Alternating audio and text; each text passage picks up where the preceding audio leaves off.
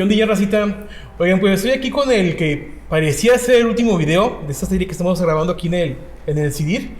Pero no quiero que sea el último porque hay muchas cosas por investigar aquí, muchas cosas a mucha gente interesante quiere entrevistar.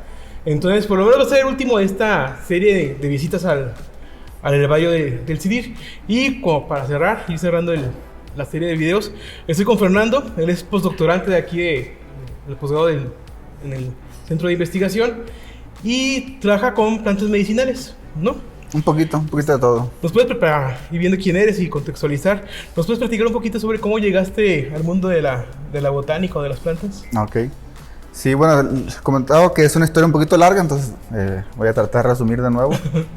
Pues yo estudié ingeniería bioquímica en la Autónoma de Sinaloa y yo soy de una comunidad rural que estamos un poco familiarizados con el uso de plantas, ¿no? Pero cuando uno se mueve a la ciudad, a la academia, como que eso queda un poco olvidado. Sí. Y estando en segundo, tercer año, un profesor que nos estaba dando clases de bioquímica, llega y un día se presenta y empieza a hablar sobre sus líneas de investigación, ¿no? Entonces, pues empieza a hablar y a mí me llama la atención cuando empieza a mencionar nombres de plantas y de frutos que yo los usaba y los consumía en mi pueblo.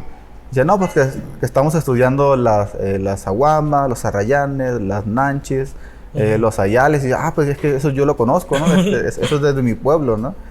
Y entonces pues ya me intereso y ya le pido que si me deja ser voluntario en su laboratorio. Entonces pues allí empiezo a entender lo que es el uso de plantas medicinales y la corroboración o descarte de su uso.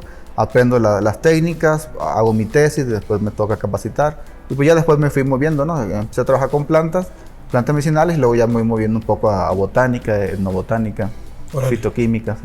Sí, es que eso que acabas de mencionar es bien importante. Digo, porque yo estoy viendo que es un tecnológico que está, pues no está en la ciudad principal, está acá en Santiago Papasquiaro, en la sierra noroeste de Durango. Y luego los chavos piensan que como para descubrir medicamentos, aditivos para alimentos, hasta conservadores, no sé, como que piensan que todo tiene que ser así como de productos químicos, con moléculas, como que no se puede pensar, y mucha gente en general, de que muchas cosas que utilizamos en el diario salen a partir de plantas, que es el origen de todas esas cosas. ¿Nos puedes contextualizar un poquito así a nivel mundial cómo se usan las plantas medicinales? ¿Cómo está el rollo ahí del uso de plantas medicinales a nivel mundial? En el mundo. Bueno, en el mundo se calcula que hasta el 80% de la población utiliza o ha utilizado alguna vez al menos un remedio tradicional, ¿no? Sí. Y que puede ser desde un té para la fiebre, un té relajante, hasta cuestiones un poquito más serias, ¿no? Pero históricamente la humanidad la ha utilizado desde la época de los neandertales, ¿no? Te comentaba aquí a los compañeros que la evidencia más antigua que se tiene es una cueva en Europa, no recuerdo si es en Irán, pero es el entierro de un neandertal, que alrededor tiene diferentes ofrendas y unas de ellas son 8 plantas, ¿no? Muestras de plantas. Y esas plantas se han estudiado, se ha buscado su identidad y ahorita ya se tienen bien ubicadas, pero lo interesante es que prácticamente todas son plantas que actualmente no solo son utilizadas como medicinales en el mundo, sino que han sido fuentes de fitoquímicos y de fármacos que la humanidad utiliza. Por ejemplo, estaba la efedra, que es fuente de y ahorita otra que recuerdo, la artemisia, ¿no? Una planta muy utilizada para un sinfín de padecimientos. Y entre ellas pues está el caso de las fiebres, que se empleó también para tratar la malaria, paludismo y malaria. Y que el estudio de la artemisia, el aislamiento de sus componentes bioactivos, produjo un premio Nobel en 2015 para una investigadora de origen chino. Premio Nobel de Medicina. Eso no me lo sabía, me lo acaba de decir hace un momento, platicando ahí fuera de cámara. Yo no sabía sobre eso. Es bastante cosas que se sorprende uno aquí en las visitas. Ahorita que mencionas sobre que se utiliza ya en medicina y todo eso, que está bien identificada, ¿cómo es que se obtiene compuesto? ¿Cómo sabemos si de verdad una planta funciona para uso medicinal? ¿Cómo sabemos? Sí, bueno, lo que pasa es que el uso de plantas medicinales, y en este caso la fitoquímica y farmacología, pues es una disciplina, ¿no? de la medicina. Y entonces lleva procesos muy similares a lo que es el desarrollo de un fármaco de origen sintético, ¿no? Que es la medicina alopática. Pero en plantas medicinales, aunque el proceso es similar, es un proceso que tiende a ser un poquito más corto y más económico. Lo primero que tenemos que hacer es, si salimos a campo o salimos a alguna comunidad con personas que usan plantas medicinales, es ubicar plantas, ¿no? Ubicar plantas que ya se utilizan para cierto padecimiento. Como decías en el caso de la fiebre, o en tu caso, ¿no? Que también platicabas hasta de cámaras de la plantita que usaban por allá en Sí, bueno, en este caso ahí estaba muy reciente de que yo tenía muy poco tiempo que me habían enfermado de esta tos intensa que le da uno por la mañana, ¿no? Tos de perro, mencionaba por ahí. Sí, y en mi pueblo utilizamos mucho una planta que se llama aguama. Utilizamos el fruto, que también es comestible. Solo que para medicinal pues tiene un tratamiento, ¿no? Que es, se tatema las brasas, se deja durante una noche que le dé el sereno, se deja serenar. Y luego ya consumes el fruto y ese es para jalatos. Entonces es más o menos ubicar qué especies utilizamos para ciertos padecimientos. Como eso se llaman plantas candidatos. Entonces ya después se hacen extractos muy generales y se prueban mediante pruebas in vitro en el laboratorio contra el padecimiento que tú crees que pueda tener una acción. En este caso era una planta para la tos. Entonces lo primero que hicimos fue corroborar si tenía efectos contra bacterias que producen tos. Cuando decimos in vitro es así en matracito, sí, en laboratorio. Sí, en este caso, así, básicamente tuvimos un extracto de la planta, que no puedes meter la planta completa, y la pones a competir con, en este caso, Staphylococcus aureus, en un medio de cultivo que es ideal para el Staphylococcus.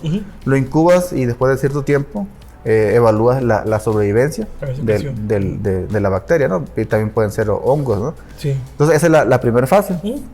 Y ya la segunda fase hay que hacer pruebas en animales, lo ideal es en ratones, pruebas de toxicidad, y cuando pasa todo eso ya puedes pasar a etapas preclínicas, ¿no? Que son con 5 o 6 personas, ¿no? Y ya después pasas a las etapas clínicas, que son 3 fases, y en cada una vas utilizando un mayor número de muestras de personas, ¿no? Y comentaba que en el caso de los fármacos de origen químico, estos procedimientos pueden tardar hasta 15 años y son carísimos. Ahora con la pandemia, en el caso de desarrollo de las vacunas, siempre se habló de las fases, ¿no? Que esta vacuna está en tal fase, ¿no? Y fue un proceso muy rápido, que fue 2 años, pero es por la emergencia sanitaria, ¿no? Sí, pero en realidad las vacunas se siguen evaluando, ¿no? O sea, se siguen monitoreando a las personas, y es normal, porque estos procedimientos son largos, pero había la necesidad. Pero cuando tú utilizas una fuente vegetal, una planta, que tiene una documentación histórica de uso de manera tradicional, eso te da un sustento también en parte, no en todo, en parte de bioseguridad. Entonces eso hace que las pruebas clínicas sean mucho menores, tanto en tiempo como en gasto económico, ¿no? Ya. Ahorita mencionabas algo bien interesante. Decías que se hacen pruebas de toxicidad, ¿no? Sí. O sea, se hace para... O sea, uno pensaría a lo mejor, ¿no? Que... es que esta planta siempre lo utilizó mi abuelita para curar tal cosa. Exactamente. Entonces, ¿yo puedo tomar así cualquier que me recomienden o hay ciertas recomendaciones? ¿Es totalmente libre de riesgos el uso de plantas medicinales? No, definitivamente no. Y es como todo. Así como hay medicamentos que son de acceso libre, o sea, nosotros vamos y compramos paracetamol, ibuprofeno, pero hay medicamentos que son exclusivos con receta, ¿no? Sí. Igual en el caso de las plantas, pues, que también depende del tipo de padecimiento. ¿Por qué se hacen pruebas de seguridad? Por ejemplo, esta es un laurel de la sierra. Entonces, nosotros tenemos evidencia de que es generalmente segura, porque hay muchísima documentación de que se utiliza, ¿no? En México, Centroamérica. Se utiliza como un té, como relajante para cuestiones estomacales, incluso como alimento, ¿no? Como té de cocina. Entonces tenemos ahí un sustento en cuestión de bioseguridad. Pero ¿qué pasa? Cuando yo empiezo a buscar sus componentes activos y voy aislando, entonces me voy quedando ya no con la hoja, sino con poquitos compuestos. Sí. Entonces a lo mejor esos compuestos eran ligeramente tóxicos, pero estaban en muy pequeña cantidad. Pero cuando yo los concentro y los aíslo puros, quizás ya no sean tan seguros, ¿no? Por eso hay que hacer las pruebas. Pero sí hay una diferencia entre una molécula que no conozcas y una que es de fuente de origen vegetal. Voy a poner el ejemplo más claro, que todos conocemos, pero no sabemos que lo conocemos. Hay un medicamento en México que viene de este medicamento que se llaman, tienen varios nombres, ¿no? Que se llaman fitomedicamentos, extractos estandarizados, o son extractos son medicamentos aprobados como medicamentos, pero en lugar de ser una o dos moléculas puras, es un extracto de plantas de concentración no conocida, excepto en lo que se estandarizaron, ya sea uno o dos compuestos. En México el primer fitomedicamento es el QG5, que es este medicamento que todos conocemos porque lo anuncian hasta en la sopa. Por eso dije, sí, me acordé de un comercial. Sí, pues, lo anuncian hasta en la sopa. Pero, ¿qué es el QG5? El QG5 es un extracto de hojas de guayaba. Órale. Entonces, es un extracto que está parcialmente purificado, pero no purificado. Okay. Entonces, cuando tú consumes el QG5, tú sabes que es un extracto de guayaba y que tiene cosas de la hoja de guayaba, pero no sabes qué tanto, ¿no? Lo único que sabes es su concentración porque se estandarizan en un fitoquímico, en este caso es la quercetina, el glucósido. Por eso es QG5, ¿no? Quercetin 5-glucósido. ¿No? De ahí viene el nombre. Entonces, tú únicamente conoces la concentración se dicen, este medicamento tiene tal de QG5. Sí, y lo demás es componente de guayaba. Okay. Porque se acepta que en medicina tradicional, pues el enfoque es un poco más general, holístico, ¿no? De que sí, la guayaba tiene un principio activo, pero seguramente no es el único, ¿no? Sino que tiene otros componentes que te apoyan. Bueno, desarrollar si nosotros quisiéramos desarrollar un medicamento que fuera exclusivo de quercetina, eso es lo que tardaríamos, no sé, 15 años, ¿no? 8, 15 años. Pero como en este caso es un extracto, no es un compuesto puro, y es un extracto de una planta que hay muchísima información del sustento de uso, entonces eso te reduce el tiempo a 3, 4 años, ¿no? ¿Por qué? Porque el uso es el que ya hace que las pruebas clínicas sean menos severas y menos duraderas, ¿no? Ok. Ahorita te mencionabas, antes de estar grabando así en forma, sobre los casos de éxito que con los medicamentos, cuando se les llenaba una molécula, llegaba al tanto por ciento, y cuando llegaba con... Ok. Bueno, ese era el caso hay varios ejemplos, ¿no? Yo te mencionaba el caso de los antimaláricos, ¿no? Cuando se vino este problema de la malaria, se buscaron en plantas fuentes que pudieran tener un efecto, y generalmente ya se busca, por ejemplo, ¿qué hace la malaria? No, que me da fiebre, ¿no? O sea, buscas plantas contra la fiebre.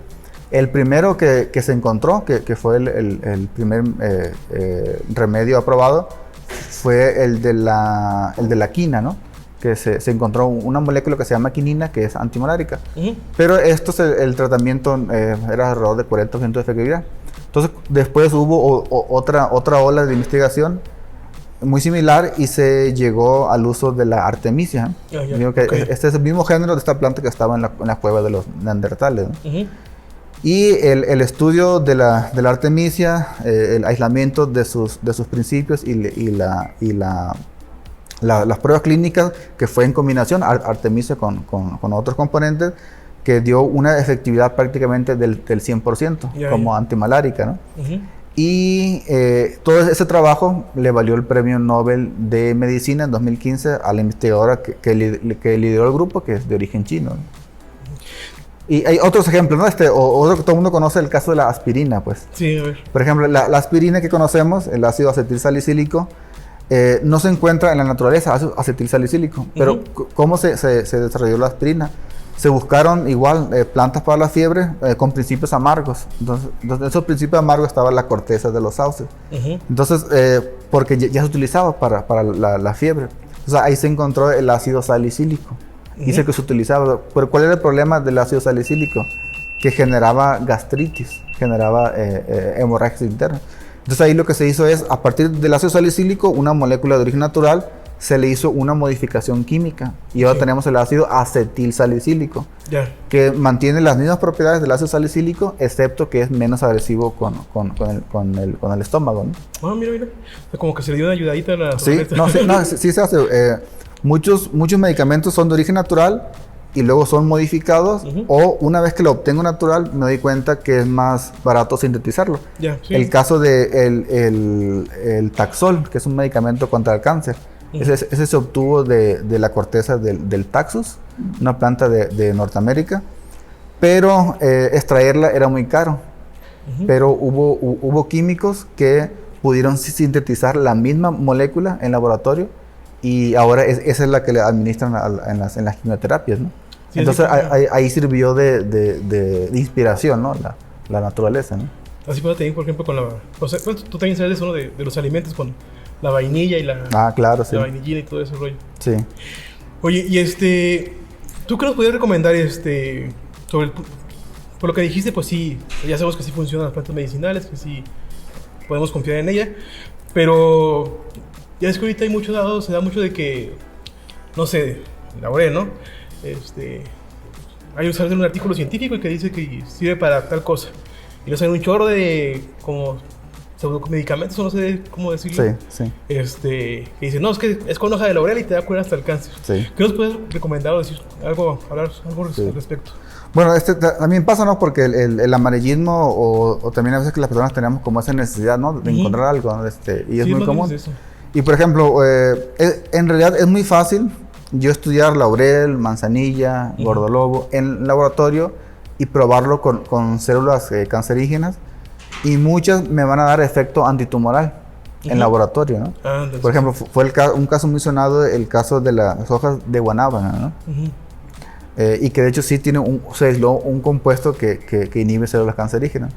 Pero de ahí a que realmente funcione en un ser vivo completo, o que tú logres conocer, digamos, que ya sea la dosis o el tratamiento y las condiciones adecuadas, eso es muy complicado, pues eso requiere otra etapa, ¿no?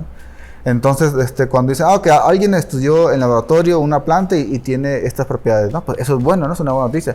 Pero significa que si yo consumo esa planta, ¿me va a curar esa enfermedad? Seguramente no, porque esas son etapas muy iniciales, muy preliminares de plantas medicinales. Y hay muchas plantas que se quedan en esa etapa, ¿no? Sí, yo sé. Y luego ya brincar a las fases preclínicas, a las fases clínicas, pues ya es otro, ¿no? En realidad, tú empiezas con, no sé, había un número, ahorita no recuerdo, ¿no? Pero vamos a poner así, ejemplo burdo. Tú empiezas con 100 plantas, haces pruebas preliminares, te quedas con 70 candidatas, luego haces pruebas de toxicidad, bioseguridad, te quedas con, no sé, 50, y en las fases clínicas, en cada fase vas descartando y al final te quedas con 5 o 6 especies candidatas, ¿no? Órale. Sí, porque sí, y sí, mencionaste la palabra clave. Muchos de esos, como medicamentos o hasta remedios que salen así, sobre todo en Facebook, en YouTube. Sí, están basados en... O sea, tienen sustento científico, sí, pero son todavía a nivel in vitro. La mayoría son muy preliminares, ¿no? Sí, entonces sí, hay que tener cuidado con eso. Bueno, Fernando, ya para ir cerrando, para ir despidiéndonos, ¿algún mensaje final alguna recomendación, algo que nos quieras decir? Sí, bueno, en el asunto de plantas medicinales, yo lo que recomendaría es que si todos nosotros conocemos algún remedio que en nuestra familia han utilizado por mucho tiempo, que tratemos de guardar ese conocimiento, ¿no? Y lo otro es tampoco tomar a la ligera el uso de plantas. Yo únicamente recomiendo que las personas usen aquellas que ya saben que tienen una tradición familiar, que muchas personas los han utilizado, y para quizás algunos padecimientos ligeros, ¿no? Cuando tenemos gripe, tos, pero o sea, plantas con mucho sustento de uso familiar, ¿no? Pero para cuestiones de enfermedades un poco más serias y de plantas que no tenemos esa seguridad, mi recomendación es que no se use, ¿no? Pero que si saben de algún uso, que se guarde la información, porque nunca se sabe cuándo puede venir alguna pandemia, alguna enfermedad, y que los científicos vayan a buscar alternativas de fuentes naturales, ¿no? Entonces, pues es todo con medida, como dicen. O sea, si usted está muy seguro, si su familia lo ha utilizado siempre, pues puede utilizarla y guarda ese conocimiento. Pero si usted tiene dudas, si se la recomendaron en la calle, yo recomiendo definitivamente que no la use. Sí, es que a veces como hasta para vender y luego la gente... no, claro, sí. No sé, uno... Sí, pero nos pasa con los alimentos. O sea, nosotros consumimos lo que estamos habitados en nuestra casa, pero luego salimos y nos dan alguna fruta, algo, y no nos cae bien. Ahora imagínense una planta, ¿no? Que es lo que nos puede provocar, ¿no? Y bueno, todo eso que estás mencionando, que guarden el conocimiento y todo eso, ahí ya... algunas publicaciones, ¿verdad? Por parte de aquí de... Por eso es decidir, ¿no? Aquí decidir. Sí, sí, este libro es de Plantas Medicinales del Estado de Durango. Y este fue hecho por investigadores de aquí de decir, por la doctora Marta, ¿no? Lideró el Está en trabajo. internet, yo lo he visto, está digitalizado en internet, lo pueden encontrar en internet. Sí, y pues en internet hay muchísimo, pero creo que la página más conocida, pues, todos pueden buscar, se llama Atlas de la Medicina Tradicional Mexicana. Es un libro que se intentó recopilar todas las publicaciones de México y luego se hizo el sitio web, lo adoptó la UNAM y pues es la fuente más grande que tenemos de plantas medicinales en México. Muy bien. Y bueno, ya nos para mencionar por media curiosidad que también los jardines sacan sus publicaciones. Esa es como una especie de guía rápida de algunas plantas también que tienen ahí sus propiedades medicinales, ¿va? Y pues bueno, pues muchas gracias. No, pues gracias a ti, Rafa, un gusto. Bueno, pues es mío. Y pues bueno, gracias. Aquí ese es el último de vamos a decir que la primera temporada o algo así, de esta serie, para continuar después por otras visitas con otros laboratorios, ¿va? Entonces, nos vemos.